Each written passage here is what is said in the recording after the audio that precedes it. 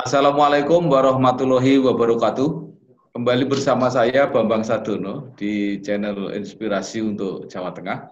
Mudah-mudahan channel ini tetap bisa memberi inspirasi, memberi motivasi, memberi edukasi, informasi, dan syukur kalau ada persoalan bisa memberi solusi.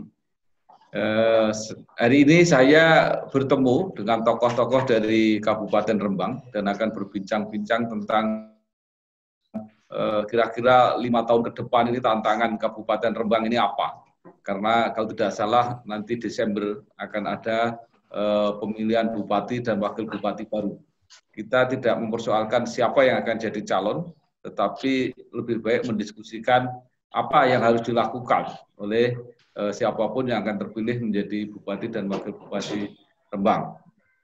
Pembicara yang kita undang sungguh luar biasa, yaitu Bapak Majid Kamil atau yang kita semua suka panggil Gus Kamil, Ketua DPRD Kabupaten Rembang.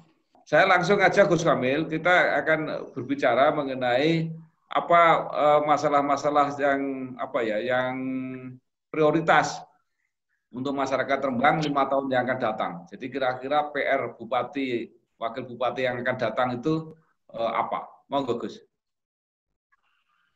Ya, terima kasih bahwa sebetulnya di Rembang potensi untuk kesejahteraan, untuk kekayaan, untuk supaya orang-orang ini lepas dari pengangguran itu banyak sekali. Cuman sampai sekarang memang belum terselesaikan. Ya ini.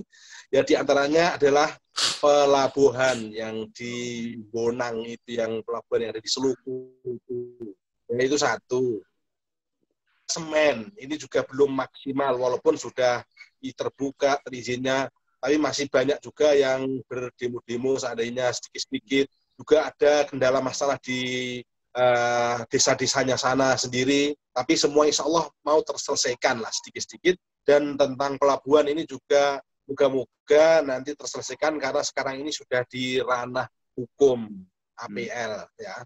Moga-moga kalau itu nanti terjadi, ya tentunya diharapkan banyaklah menampung pekerja-pekerja. Juga mungkin banyak yang lain, tapi sekarang ini karena pandemi ini banyak yang pengangguran, seperti ada pabrik-pabrik mulai masuk, pabrik sepatu. Nah, moga-moga aja diharapkan dari situ Rembang ini juga nanti bisa mempekerjakan pengangguran-pengangguran. Itu diantaranya Pak Bambang Sadono. Oke. Kalau pelabuhan Bonang itu kira-kira nanti menopo Gus? Apa pelabuhan nelayan atau apa itu kira-kira? Gimana? Belum begitu jelas. Pelabuhan Bonang itu apa khusus untuk nelayan gitu? Oh, bukan. Itu pelabuhan Bonang, itu memang pelabuhan yang itu nanti kelasnya itu sebetulnya kelas nasional. Itu pelabuhan khusus, pelabuhan nanti untuk pengangkutan di sini kan ada tambang-tambang itu ya, dan yang lain sebagainya. Nanti itu pasti kalau saat ini itu sudah terbuka, itu nanti pasti akan banyaklah menampung. Oh ya, dari yang pelabuhan ini kan kelasnya sebetulnya ini sudah ditangani oleh UPP, yakni Dinas Perhubungan atau Kementerian Perhubungan yang ada wakilnya di Rembang, UPP itu. Nah, sampai sekarang ini moga-moga aja nanti bisa terselesaikan lah. Saya mau bicara masalah detail di sini, saya nggak enak dengan investor-investor karena sampai sekarang masih belum selesai. Ada beberapa investor yang sampai sekarang ini masih belum sepakat. Ada yang di situ maunya HGB, hak guna bangunan gitu ya. Ada yang maunya konversi. Nah, ini moga-moga aja nanti bisa pendapatannya Rembang itu adalah nanti dari situ juga PAD-nya. Yaitu pendapatan asli di daerah yang sampai sekarang sebetulnya investor-investor itu miturut BPK itu kan mereka masih menunggak pajaknya. Dan Pak Bupati pun juga masih menagih. Nah, tapi sampai sekarang masih masih belum ada pembayaran. Nah ini pun juga sebetulnya masih konflik. Mereka itu benar-benar enggak, tapi yang jelas dari BPK mengajukan ke Pak Bupati untuk menagih mereka. Ini seperti itu aja lebih daripada 1 M berapa lebih lah, nggak saya sebut. Nah seperti itu padahal belum sampai sekarang ini adalah masih belum terbuka. Makanya nanti kalau sudah legal yang resmi, ya insya Allah nanti itu adalah peluang untuk pemerintah Kabupaten Rembang sendiri dan untuk masyarakat Rembang. Gus, kira-kira pelabuhannya itu sebesar apa? Apa bisa untuk peti kemas itu yang lain gitu? Ya, itu sudah terukur bahwa kira-kira itu ada 26 hektar.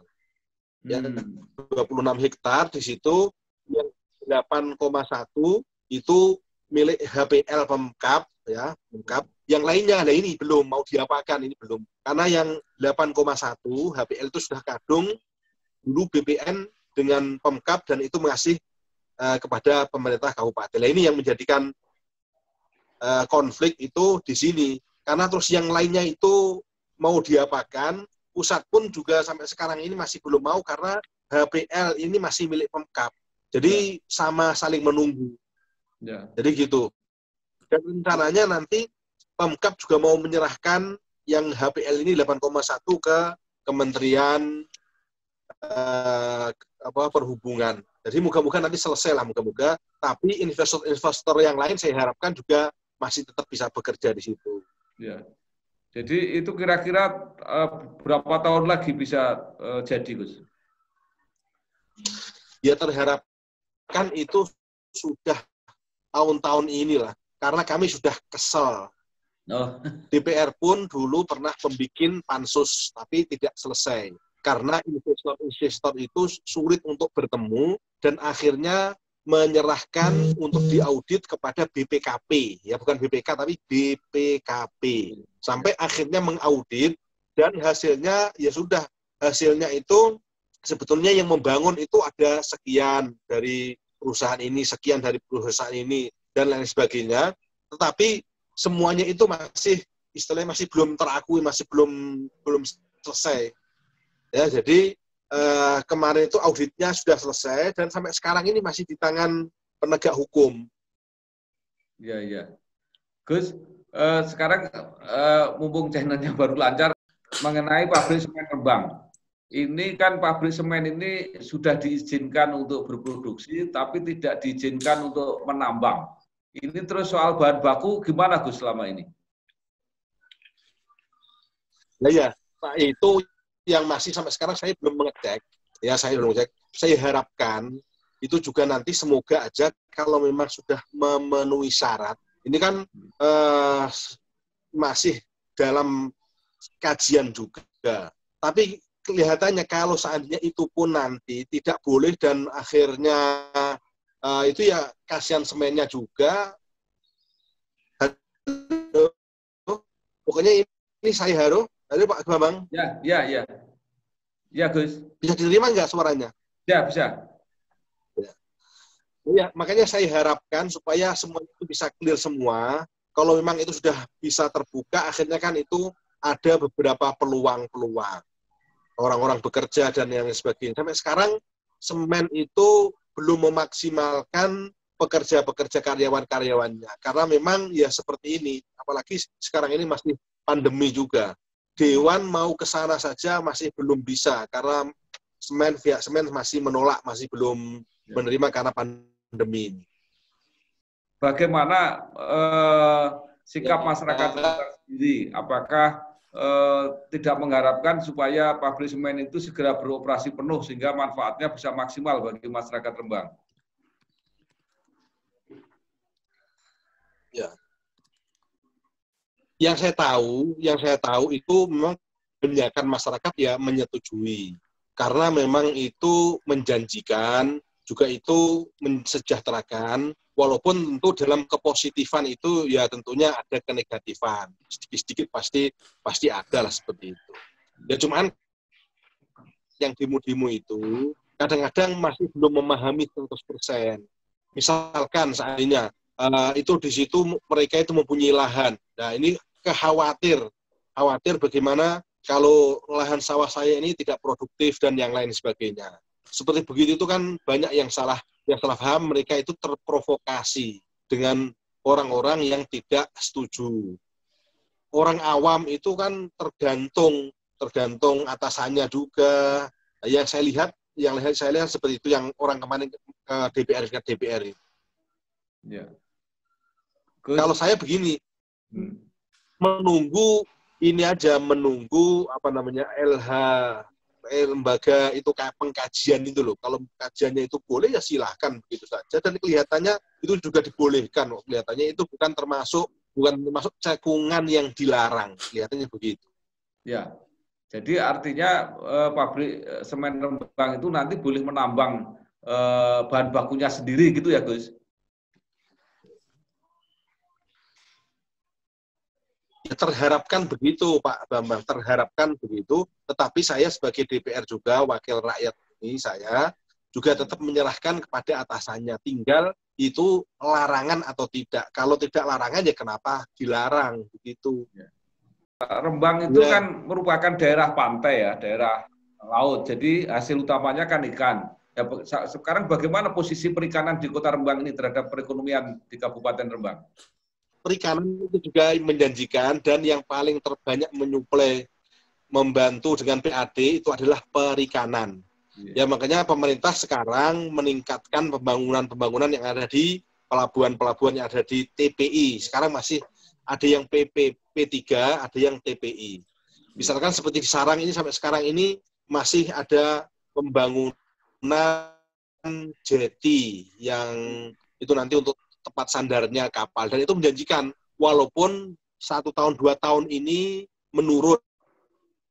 Rembang kan juga punya potensi dari pertanian, bahkan terakhir saya dengar tembakau juga bagus di Rembang. Gimana ini kira-kira potensi ke depan pertanian Rembang? Ya memang sampai sekarang pun alhamdulillah di Rembang ini juga ada tembakau memang tambahan, dan itu banyak. Sampai kita di BHJT-nya itu pembagian hasil dari itu pun juga alhamdulillah di Rembang banyak juga ya tentang masukan bagi hasil tentang tembakau. Karena memang di Rembang ini kelihatannya di Jawa Tengah termasuk di Rembang ini potensi bako-bakonya ini adalah bagus. Dan ini juga mau ditingkatkan terus, bukan hanya yang tembakau saja, tetapi pertanian-pertanian yang lain juga ditingkatkan dengan adanya membangun sumur-sumur untuk mengairi sawah-sawahnya itu atau kebun-kebunnya itu. Oke, Gus. Bisa terdengar nggak suaranya saya, Pak Bapak? Dengar. Ini terakhir supaya tuntas dengan Gus Kamil. Panjenengan sebagai wakil rakyat, kira-kira harapannya apa kepada pemimpin Rembang yang akan datang? Ya harapannya supaya bisa menyelesaikan semuanya itu. Ya termasuk tadi itu di pelabuhan, semen, juga nelayan sampai sekarang ini miliaran itu setiap bulannya, itu ada mesti kemasukan itu miliar. Tapi sampai sekarang ini pemborong-pemborong itu loh yang kadang membayarnya itu suka lama, nggak langsung cash. Nah itu mohon nanti siapapun bupatinya ya nanti bisa menyelesaikan masalah-masalah seperti itu. Juga di pertanian, perkebunan saya harapkan juga semuanya nanti ini semakin happy, semakin bagus. Ya. Baik Gus, terima kasih karena salurannya tidak begitu bagus. Nanti kita cari waktu lagi, kita diskusi lagi yang lebih tajam mungkin di bidang-bidang yang lain juga. Sekali lagi terima kasih. Tetaplah bergabung nanti kapan-kapan dengan kami di channel Inspirasi Jawa Tengah.